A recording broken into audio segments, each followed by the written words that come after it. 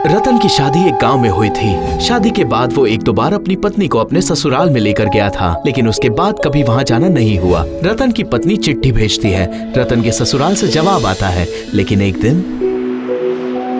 कितने दिनों से बोल रही हूँ कि काम से छुट्टी ले लीजिए, मैं कुछ दिनों के लिए माँ के पास जाना चाहती हूँ। छुट्टी?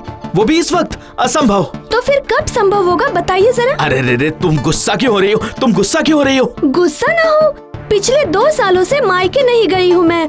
2 महीनों से माँ ने मेरी किसी चिट्ठी का जवाब ही नहीं दिया है। क्यों क्यों क्यों? कई बार आने के लिए कहा था, आपको समय नहीं मिला, इसलिए वहाँ जाना भी नहीं हो पाया, इसलिए नाराज हो गई। ये तो बिल्कुल भी अच्छा नहीं हुआ। तुम्हें तो पता ही है ना, पहले से जानकारी दिए बिना ऑफिस से छुट्टी लेना असंभव है। इसलिए अगले महीने की शुरुआत में ही मैं पहले से ही 2 दिनों की एडवांस छुट्टी ले लूंगा। अब मैं चलता हूँ। आज ही एप्लीकेशन दे दीजिए। दे दूंगा, अब मैं जा रहा हूँ, चलो। हे ऊपर वाले। जैसे ही रतन बहुत मेहनत के बाद ऑफिस में 2 दिनों की छुट्टी मैनेज करता है, वैसे ही रतन की पत्नी को काफी तेज बुखार चढ़ जाता है।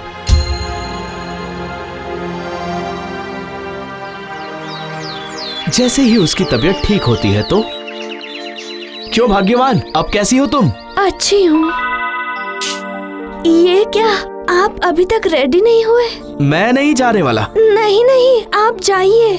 लेकिन तुम्हारी तबीयत? मैं अभी स्वस्थ हूँ, मैं अपना ख्याल रखूंगी, प्लीज आप जाइए। नहीं, देखो तुम समझ नहीं रही हो। नहीं, मैं आपकी कोई बात नहीं सुनूंगी। कई दिनों से माँ पापा की कोई खबर नहीं मिली, इसके बाद आपको दोबारा छुट्टी नहीं मिलेगी। आप एक बार वहाँ जाकर आइए, तभी मुझे शांति मिलेगी। अच्छा ठीक है, तो फिर दोपहर वाली ट्रेन से चला जाऊंगा, वहाँ शाम तक पहुँच जाऊंगा।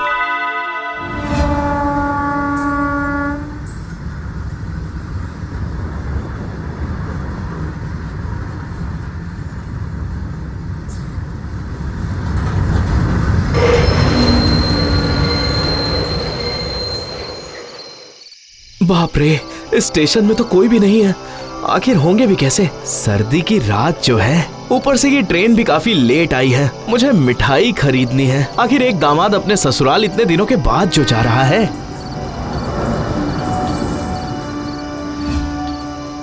रतन एक मिठाई की दुकान की तरफ आगे बढ़ जाता है।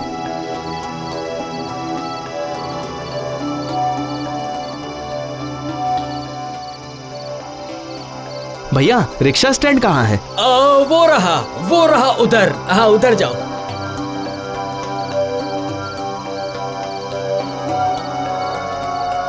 चलो भाई, राधा नगर जाना है। नहीं भाई, इतनी रात को ठंड में मैं नहीं जाऊंगा। अरे चलो ना, थोड़ा ज्यादा पैसे दे दूंगा। भाई हम गरीब आदमी है, लेकिन जिंदगी की कीमत है। ठीक है। बड़ा आया। अरे शहर में रहता हूँ तो क्या मुझसे चला नहीं जाता? मैं चलकर चला जाऊंगा। जब मुझे रास्ता पता है तो फिर किस बात की परेशानी। कमलपुर पार करते ही राधा नगर आ जाएगा। लेकिन इस रास्ते में काफी अंधेरा है, अगर साथ में एक टॉर्च ले आता तो ज्यादा अच्छा होता।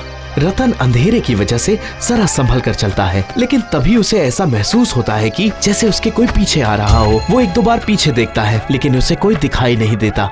वो सोचता है कि ये उसका भ्रम है। उसका पूरा शरीर कांप उठता है। अचानक ही, उधर नहीं दामाद जी, इस तरफ। कौन? दामाद जी, मैं रामू। रामू मतलब हमारा वाला रामू? आपके ससुराल का नौकर रामू। लेकिन तुम इस तरह से धुंधले क्यों दिखाई दे रहे हो?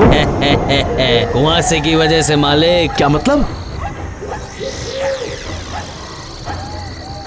यहाँ बाकी सब चीजें तो साफ दिखाई दे रही हैं। मालिक, घर जाकर सब कुछ समझा दूंगा। काफी रात हो चुकी है। मालकिन बता रही थी कि आज अमावस्या है। जल्दी चलिए, मैं आपके आगे आगे चलता हूँ, ठीक है? अरे ये क्या, तुम कहाँ हो रामू? यहाँ सामने। तुम इतनी जल्दी मुझसे आगे कैसे चले गए भाई? आप इन बातों की चिंता छोड़िए, चारों तरफ घना अंधेरा है। आप सामने देख कर चलिए, मैं दिखाई दे रहा हूँ ना? हाँ, लेकिन एक परछाई की तरह। बस इतने से ही काम हो जाएगा। मेरे पीछे पीछे चलते रहिए। तुम जरा मेरे साथ साथ चलो ना, इतना आगे क्यों चल रहे हो तुम? यहाँ का रास्ता बहुत खराब है मालिक। अगर मैं आगे आगे नहीं चला तो आपको सावधान नहीं कर पाऊंगा।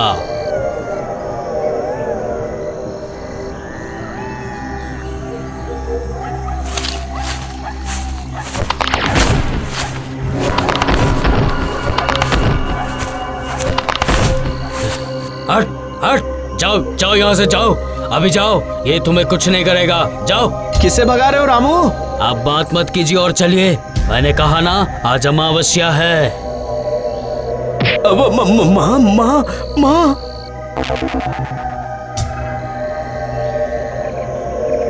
नीचे मत देखिए मालिक।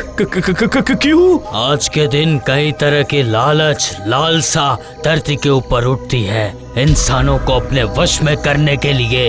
आइए, वो रहा आपका ससुराल। तुम अंदर नहीं चलोगे रामू? नहीं दामाद जी, मुझे यहाँ कुछ काम खत्म करना है। आप जाइए, अंदर जाइए, मालकिन आपका इंतजार कर रही है।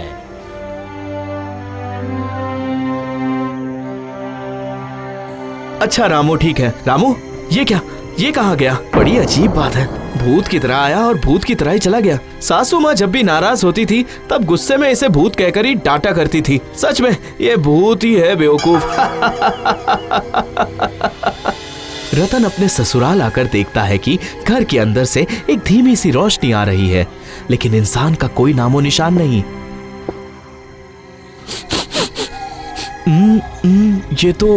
ये तो बड़ी अजीब सी गंध आ रही है यहाँ से। मुझे समझ नहीं आ रहा है, इतने दिनों के बाद इकलौता दामाद ससुराल आया है, ये जानने के बावजूद सभी इतने चुपचाप क्यों है? आखिर सब कहाँ है? माँ, माँ, अंदर आ जाओ रतन बेटा।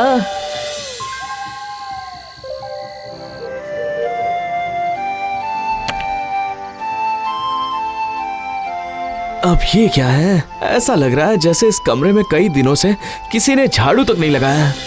वहीं बैठ जाओ बेटा। यहाँ पर? हाँ, उसी खटिया पर।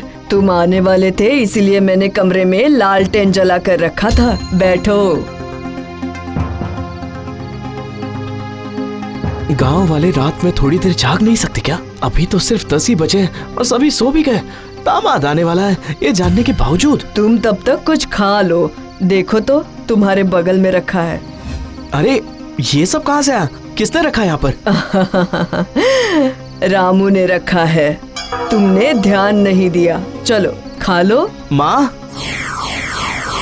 वो मेरा दामाद है। ओ, हम नहीं जानते, उसे हम वापस जाने नहीं देंगे।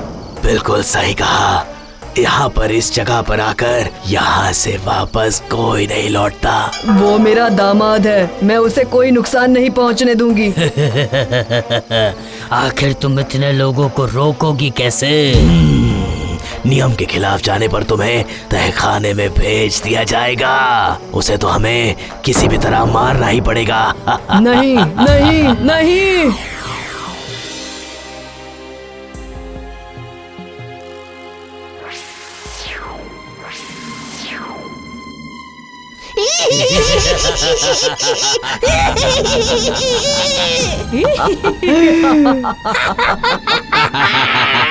माँ, माँ, माँ बचाओ। टेबल के ऊपर जो चाबी रखी है उसे उठा लो बेटा। लोहा पास में रहने से कोई भी तुम्हारा कुछ नहीं बिगाड़ पाएगा।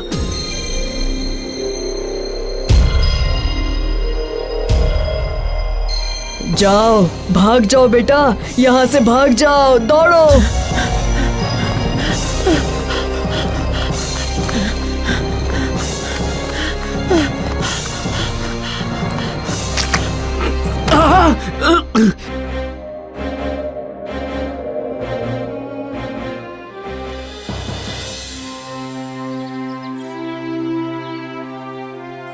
पानी, पानी, पानी। चलो, इससे होश आ गया। ए सुनो, पानी दे, पानी दे।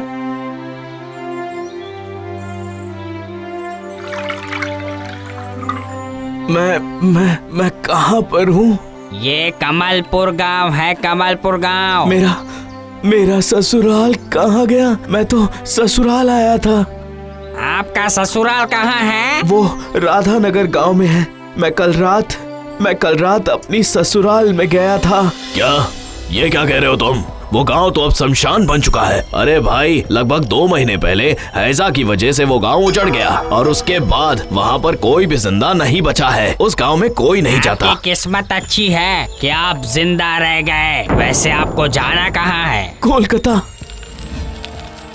रतन एक रिक्शा लेकर तुरंत स्टेशन आ जाता है। उस वक्त भी उसके हाथ पैर कांप रहे थे। स्टेशन पर रुकी हुई ट्रेन पर एक खाली खिड़की के सामने जाकर वो बैठ जाता है। ट्रेन चलने लगती है।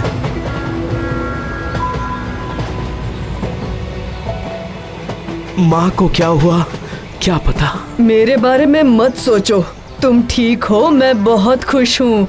मेरी बेटी से कहना अब हम इस दुनिया में नहीं रहे। तुम लोग खुश रहो।